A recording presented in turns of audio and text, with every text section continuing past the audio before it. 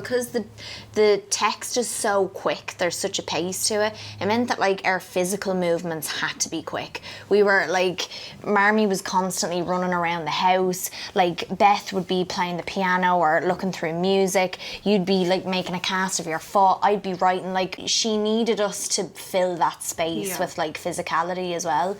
So with the result, we weren't, I certainly didn't feel like I was stepping into a costume drama where everything is supposed to be very sort of stoic and poised and all that. There was movement to it. She plays a lot with childhood and your experience when you're coming into the adult world and when you're essentially a single mother. So I think it was, the thing that I keep saying to people is that if you're going to do Little Women again, you've got to do something different with it. You can't just sort of do the same thing. And I think, like, cinematically, it's a very effective, powerful thing to, for example, when we all know what Beth goes through, she gets sick to begin with when they're younger, and then she gets much sicker later on, and the result is dire.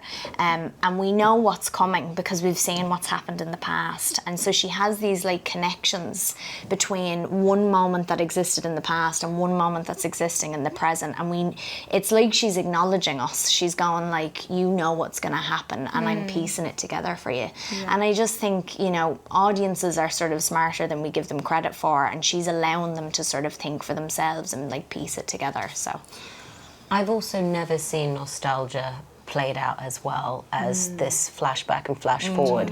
Every single thing that these women as adults come up against, there's a reason as to why they feel that way, and you're instantly transported back to when they were younger and why they are the way that they are.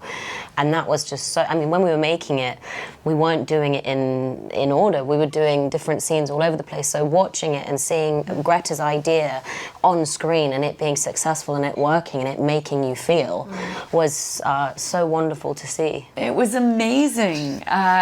We became family instantly, and it's interesting, as opposed to feeling like we were stepping into something we needed to pay homage to or that was iconic. Instantly, Greta, our amazing costume designer, Jacqueline, working with makeup and hair, we were asked to dive into this revolutionary, progressive mess of being human. And that was the energy of it. And it felt like any other character you were trying to discover. There was never a moment where I was like, oh, she's so wise, or she's so poetic.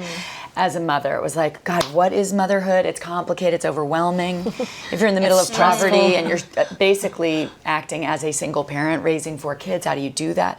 That was the energy Greta wanted in the space at all times, and that, I think, took all the pressure or ideology that you would layer on to, we're making Little Women.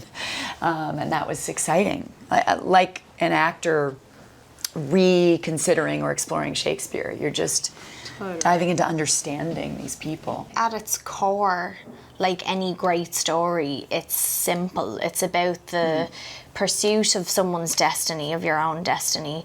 It's about the loss of childhood and how precious that is, and you only kind of realise that when it's over. It's about family relying on one another and sort of frustrating each other but always being there to support one another.